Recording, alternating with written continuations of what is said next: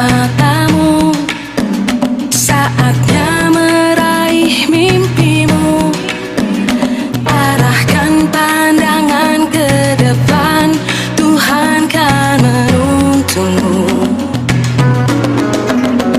Sadarilah masa berganti, tantangan kan kita hadapi. Bergandeng tangan untuk negeri, era kita menanti berseri. Kita belajar Pancasila, kita bernafas dalam sila-silanya. Kita belajar Pancasila, ayo kita jaga untuk Indonesia. Bersatu dalam perbedaan, berpegang tangan dan berlari. Singkirkan egomu, oh kawan, demi negeri ini. Jadilah generasi emas, cerdas berkarakter itu kita. Berjuang dan harus berani, kita terus torehkan prestasi.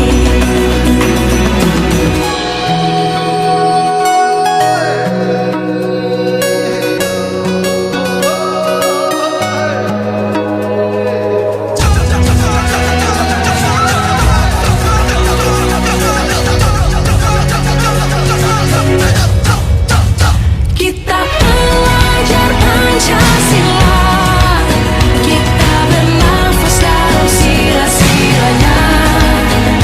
Kita belajar Pancasila, ayo kita jaga untuk Indonesia.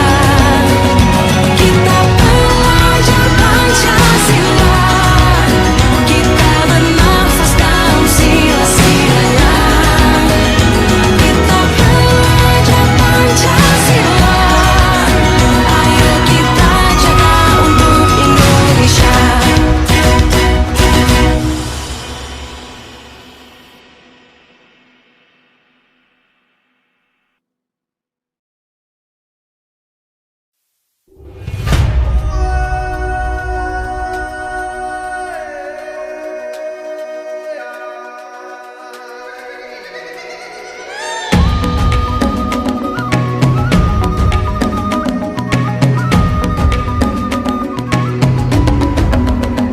Bangun dan bukalah matamu, saatnya meraih mimpimu. Arahkan pandangan ke depan, Tuhan kan menuntunmu. Sadarilah masa berganti, tantangan kan kita hadapi. Bergandeng tangan untuk negeri, era kita menanti berseri. Kita belajar Pancasila, kita bernafas dalam sila-silanya. Kita belajar Pancasila, ayo kita jaga untuk Indonesia. Bersatu dalam perbedaan, berpegang tangan dan berlari. Singkirkan egomu, oh kawan, demi negeri ini. Jadilah generasi emas, cerdas berkarakter itu kita. Berjuang dan harus berani, kita terus torehkan prestasi.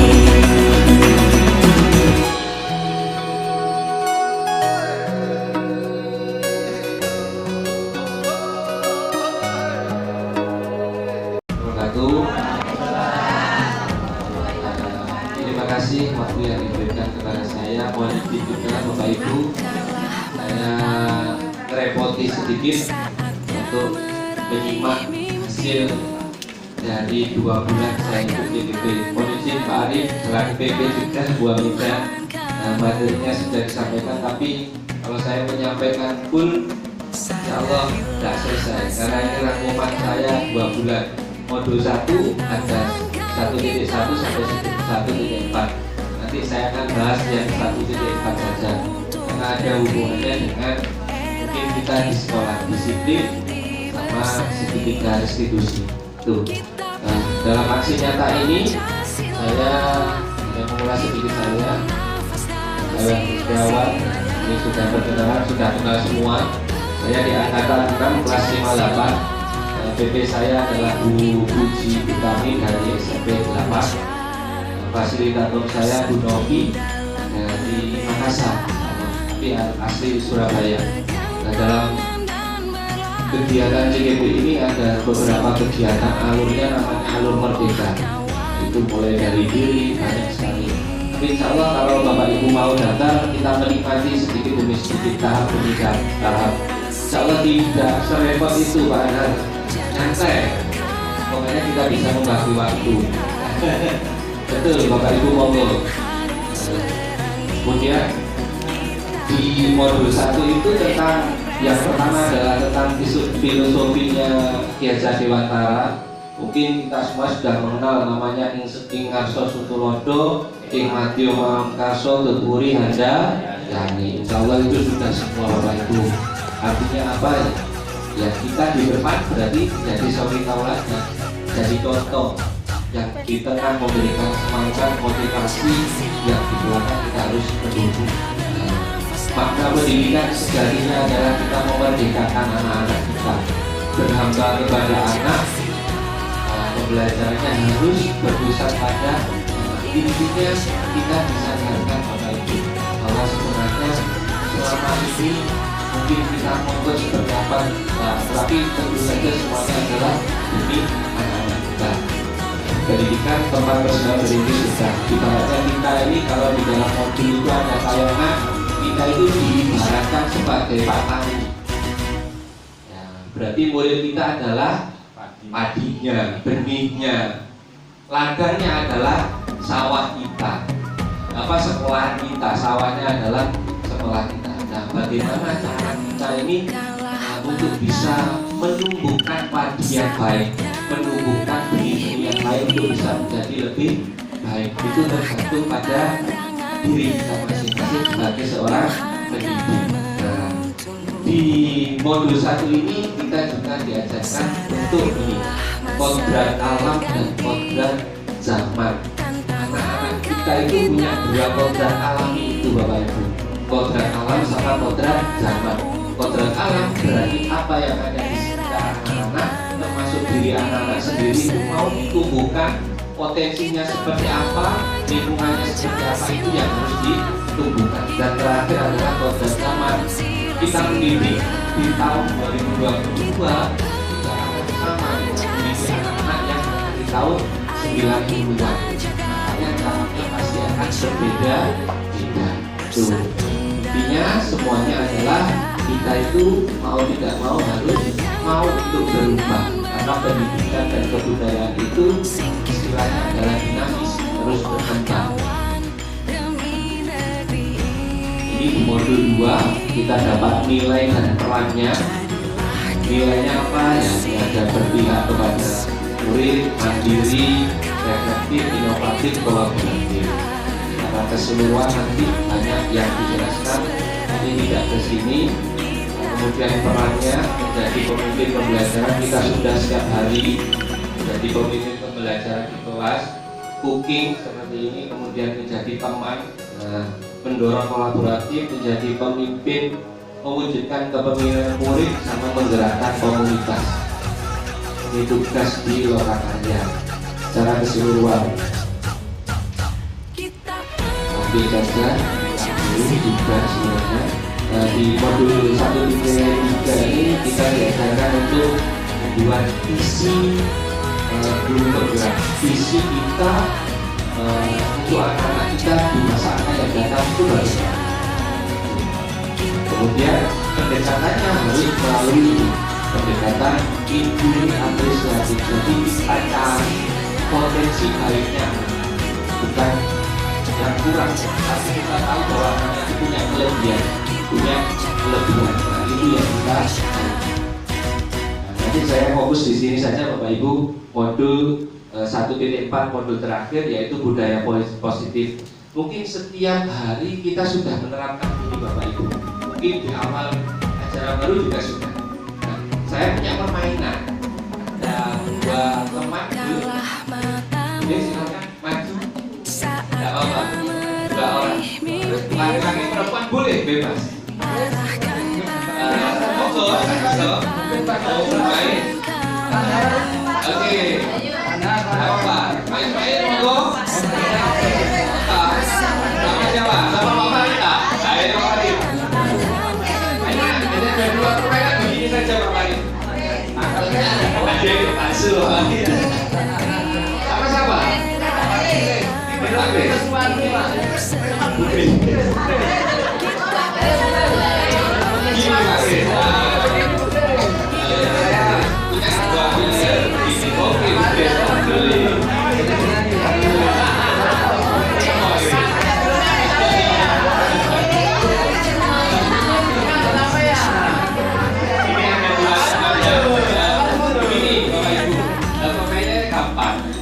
Ibaratnya pakai hanya sekali. Nah, terkadang pernah saya lakukan ini, Bapak Ibu mungkin pernah. Yuk, yang bisa saya kasih permen, saya kasih ribbon, saya kasih bintang. Betul kan begitu Bapak Ibu? Begitu Bapak Ibu. Ternyata kalau itu sama dilakukan, juga tidak baik.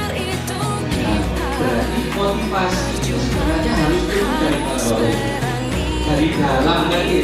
Nah, itulah bagaimana kita berusaha untuk mencoba menggali potensi anak itu dari dalam, bukan dari luar. Tetapi dari luar boleh Pak? Boleh. Kalau memang sudah terpaksa itu hubungannya dengan disiplin. Ini banyak teori-teorinya tidak perlu kita ini, tapi yang saya ambil yang atas saja. Bila kita ingin membuat kemajuan perlahan atau sedikit demi sedikit, maka yang harus kita rubah adalah pola pikir. Itu sebenarnya. Jadi disiplin kemarin kita, kalau menurut saya itu disiplin kita memaknainya adalah sebagai kepatuhan seseorang karena terpaksa sebenarnya awalnya itu. Tapi sebenarnya menurut biasa dewasa, disiplin itu adalah coba untuk mendisiplinkan diri sendiri dan mendasari motivasi dan yang kita terapkan itu tadi, kita bahas itu tadi. Jika kita ingin memiliki motivasi internal, maka perlu pihak lain juga. Makanya guru ini termasuk unsur ekstrinsiknya Bapak Ibu. Betul. Dan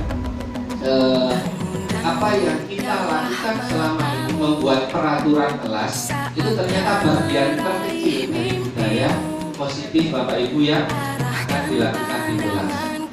Motivasi intrinsik banyak sudah. Terakhir, bahwa budaya positif kita itu harus kita kembangkan sejak dini dari awal. Untuk saat ini budaya positif seluruh Indonesia sama, yaitu profil belajar baca itu budaya positif yang harus kita ambil.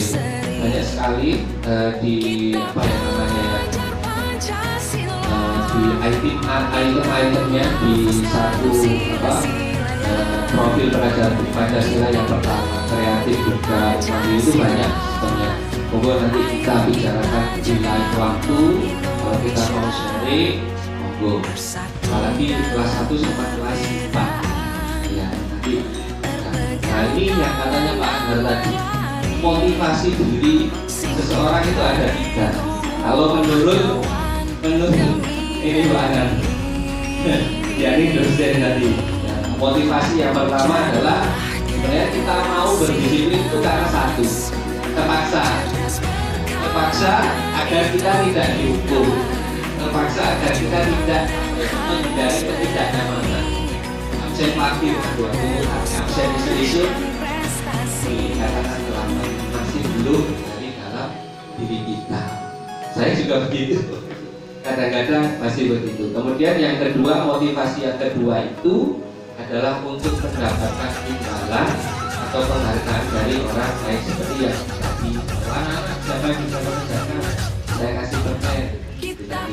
Kemudian yang ketiga, kalau bisa motivasi itu dari yang ketiga ini Bapak Ibu, menjadi orang yang merasa kita inginkan dari dalam diri kita masing dengan nilai-nilai yang mereka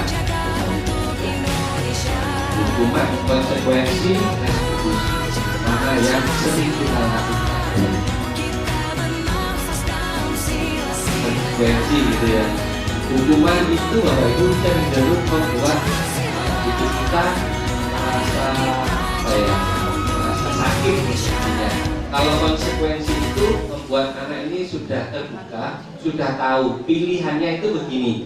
Ketika saya terlambat, pilihan saya nanti apa? Tahu. Nah, tetapi yang lebih baik adalah di yang nomor 3 ini, restitusi. Jadi restitusi itu muncul dari dalam anak tahu kesalahannya, anak tahu bagaimana cara mengatasinya, tapi perlu dari Bapak Ibu. Jadi tugasnya Bapak Ibu adalah menuntun. Nah, sebenarnya saat kita berulang kali menjadikan sesuatu, ketika anak sadar mereka akan nanti, mereka akan tahu jika tidak diberikan, berarti kita sudah dianggap sebagai pembohong. Itu juga yang tidak enak. Kalau keyakinan kelas, monggo Bapak Ibu bisa melakukan. Sebenarnya keyakinan kelas tidak jauh beda dari peraturan kelas. Tetapi kalau peraturan kelas itu kan lebih banyak Bapak Ibu. Kalau keyakinan kelas tidak bisa terlalu banyak. Cukup 5, 3 atau sampai 7 masing-masing. Misalnya begini, keyakinan kita untuk disiplin gitu saja. Tidak perlu juga terlambat kita tahu tidak. Cukup disiplin saja, terus bagaimana kita mengolah. Tapi ini harus diulang setiap hari. Setiap sebelum belajar, setiap hari memulainya harus dengan keyakinan kelas itu harus kita sampaikan. Ini ada contohnya. Ini contohnya keyakinan kelas. Misalnya di kelas 1, setiap kelas kita menyayangi temannya. Itu yang pertama kita keyakinan kelasnya, kita harus menyayangi temannya. Setiap hari, setiap datang, anak doktrin dengan itu. Biar apa? Kalau berantem bagaimana? Kita kembalikan lagi keyakinan kelas itu. Tadi janjinya apa? Seperti itu dan sebagainya. Nah, ini tadi hubungannya dengan yang harus kita capai sebenarnya ini Bapak Ibu, yang warna biru. Tapi memang butuh waktu. Memang butuh waktu, kita harus selesai Bapak Ibu. Mari kita sudah melakukan buat dan buat peraturan kelas. Peraturan kelas itu nanti bisa disederhanakan begitu. Keyakinan kelasnya lebih unitas. Jadi kalau sudah akan lingkungan yang positif untuk dipakai budaya positif itu terasa lebih jauh. Nah, dari keyakinan kelas itu munculnya dari kebutuhan dasarnya manusia sendiri. Ini ada bukti kesenangan, cinta kasih, banyak. Nah, tapi yang saya ini yang bisa kita ambil. Kita itu posisi kita di mana? Saya video sebentar. Bangun dan bukalah matamu, saatnya meraih mimpimu. Arahkan pandangan ke depan, Tuhan kan menuntunmu. Sadarilah masa depan ada videonya tadi bisa. tantangan Kalau kita lapar. hadapi. Di sini ada 5 posisi guru sebagai pembungkuk, membuat anak merasa bersalah, kemudian menjadi teman, kemudian yang keempat adalah manajer, menjadi teman, mengontrol, kemudian yang keempat memposisikan sebagai teman, dan yang terakhir adalah sebagai manajer. Harus ada perlakuannya masing-masing Bapak Ibu. Bisa. Boleh. Pegang tangan dan berlari, singkirkan egomu, oh kawan, demi negeri ini.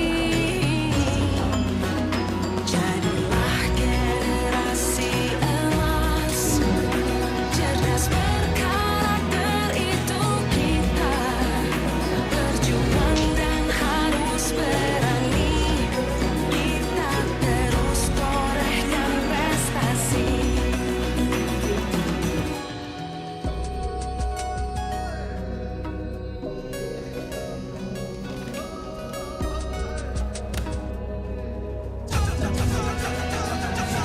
Naren!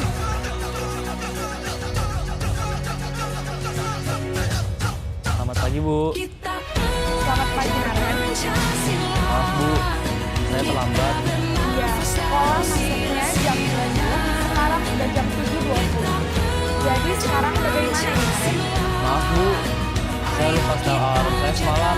Baiklah, keyakinan sekolah yang mana yang perlu kamu tingkatkan?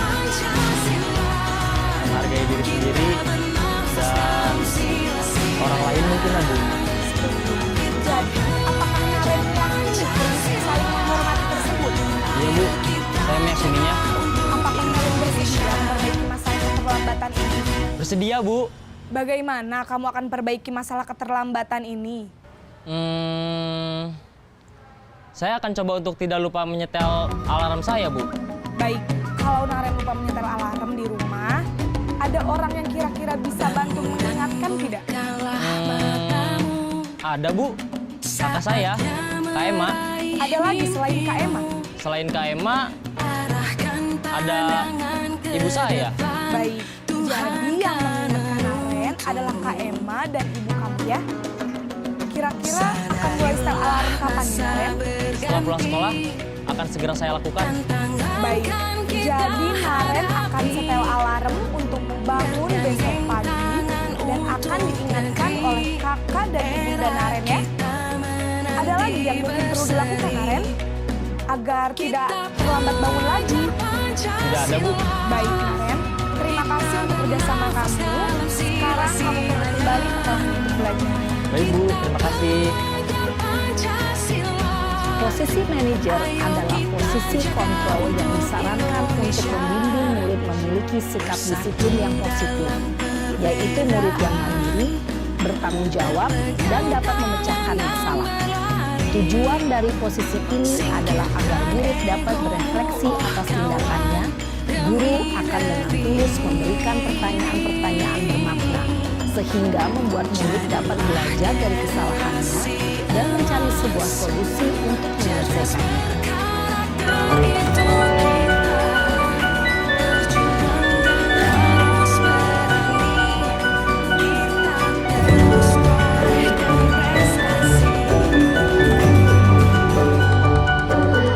Salam. Silakan duduk, Kak. Oke, ini Kak. Kak, gimana kabarnya? Aisyah. Baik, Mama. Saya sama dulu sama Kak. Kenapa kamu panggil ke sini? Gak tahu. Beberapa hari ini Pak Afif nanti sekolahnya selalu terlambat. Betul lah. Karena datang ke sekolah jam 11. Lebih 12. Padahal sekolah kita masuknya jam berapa? Jam 1. Tapi kita terlambat dulu ya. Karena terlambat itu baik atau tidak. Pertama kali, kita kesepakatan kelas waktu itu kita sepakati kalau kita berkomitmen untuk seperti apa, tidak terlambat masuk sekolah ya. Kalau terlambat berarti akan melakukan apa? Kesalahan. Nah, orang itu pasti pernah berbuat.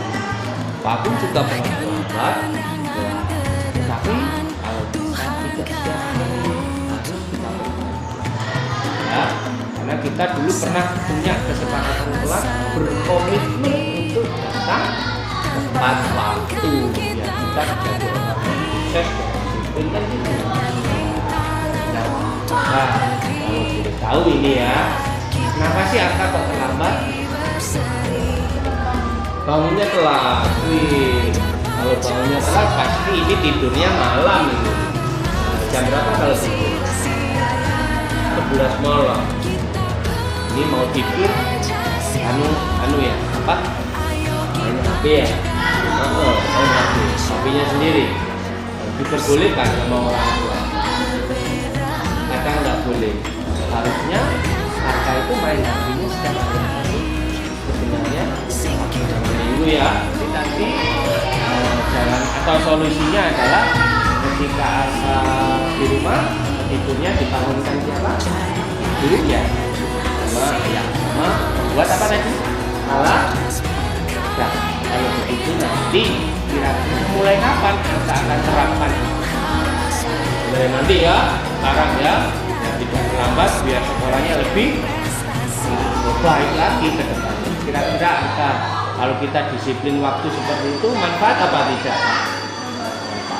Tak aku doakan semoga ke depan akan menjadi orang yang sukses, menjadi cita-citanya bisa tercapai, ya, sukses selalu di masa yang akan.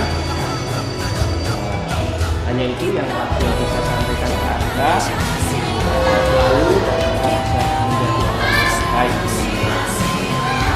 Saya tetap semangat, belajar tidak terlambat lagi. Ya, oke, terima kasih, boleh kembali.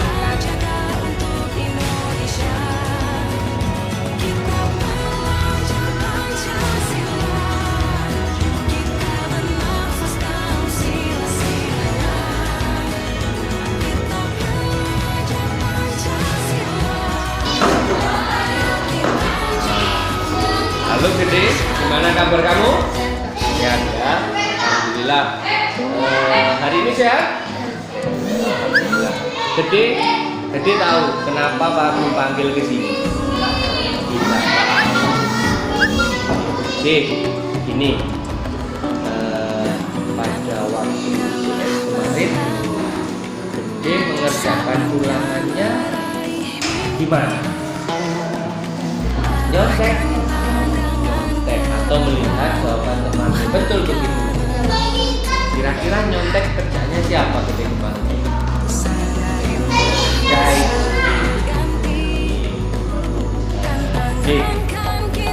Jadi tahu kira-kira perbuatan nyontek benar apa? Benar salah? Salah. Kalau salah itu boleh diulang-ulang. Setiap orang itu pasti pernah berbuat. Pak Agung juga dulu waktu itu pernah nyontek, gitu ya. Tapi Pak Agung juga mengatakan sama Pak Ibu Pak Agung, kalau nyontek itu berbuatan. Jadi pernah atau ingat nggak di waktu kita pertama kali untuk kita buat komitmen, buat kesepakatan apa yang kira-kira digunakan berbuat tidak jadi satu jujur dan kita maju ya baik ke depan. Nah, jadi Pak Agung di sini tidak berusaha untuk menyalahkan diri, tapi Pak Agung berusaha untuk mencarikan solusi untuk situ. Nah, kira-kira kenapa sih kamu tak mencontek? Wah, nggak bisa mengerjakan karena tidak belajar. Kenapa kok nggak belajar? Wah, main HP. Punya HP sendiri berarti ya? Mau nggak kira-kira kalau Pak Agung carikan cara ketika cari solusinya, jadi mungkin kita melakukan kesalahan. Jadi kalau dulu belajar sama kakak, punya kakak ya, kakaknya sudah sekolah kalau sudah lulus SMA, bisa diminta tolong ke untuk membantu Gede di rumah. Selain di rumah, Gede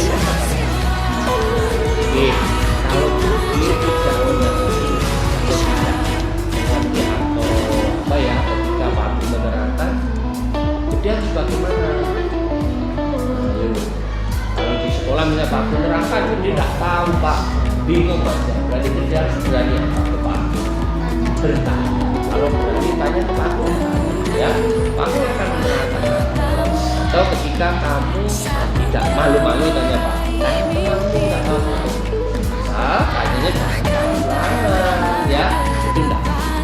Oke. Nah, setiap orang punya kesalahan, setiap orang intinya begini.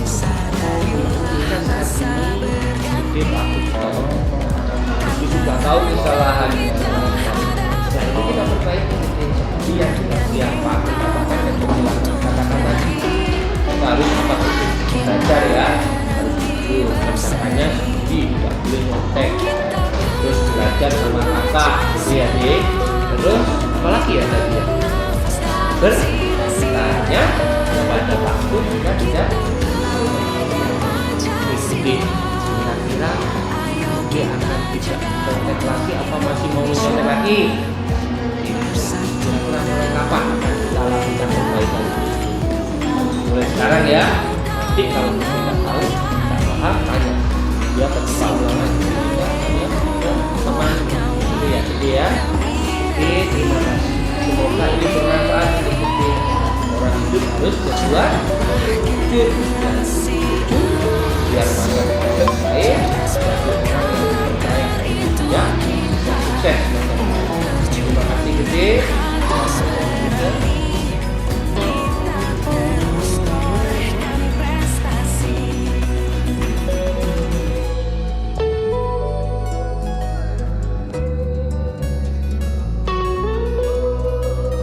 Dari saya sekian, mohon nanti barangkali mau bertanya jawab monggo di lain waktu atau kapan hari saja. Oke, terima kasih Bapak Ibu waktunya diluangkan untuk saya. Terima kasih banyak. Semoga semuanya sehat. Dan yang terakhir mohon doa Pak Saiku untuk ya. Oke, saja terima kasih. Mohon maaf yang sebesar-besarnya. Assalamualaikum warahmatullahi wabarakatuh. Assalamualaikum warahmatullahi wabarakatuh. Perkenalkan, saya Ibu Tuti Setiawati, wali kelas 5D di SDN Kebonagung, Kota Pasuruan. Setelah saya menerima pengembasan dari Bapak Agung CGP Angkatan 6 Kota Pasuruan, saya berusaha menerapkan budaya positif di kelas saya, yaitu dengan membuat keyakinan kelas beserta peserta didik saya di kelas. Saya dan anak-anak berusaha berkomitmen untuk melaksanakan kesepakatan kelas tersebut. Dan alhamdulillah, anak-anak secara sadar melakukan keyakinan kelas tersebut dengan penuh tanggung jawab sepenuhnya. Terima kasih. Assalamualaikum warahmatullahi wabarakatuh. Perkenalkan, saya Kalista Nini Putri Rika, kelas 6E dan Kebonagung, Kota Pasuruan. Saya senang dan bangga punya bapak guru yang luar biasa. Pak Agung selalu membawa kelas menjadi cair, mengajak berdiskusi, praktek langsung, melihat video, dan pembiasaan di pagi hari yang menyemangati kami. Apalagi belajar dengan puisi dan proyek yang diberikan. Saya senang sekali belajar bersama Pak Agung. Terima kasih Pak Agung. Wassalamualaikum warahmatullahi wabarakatuh.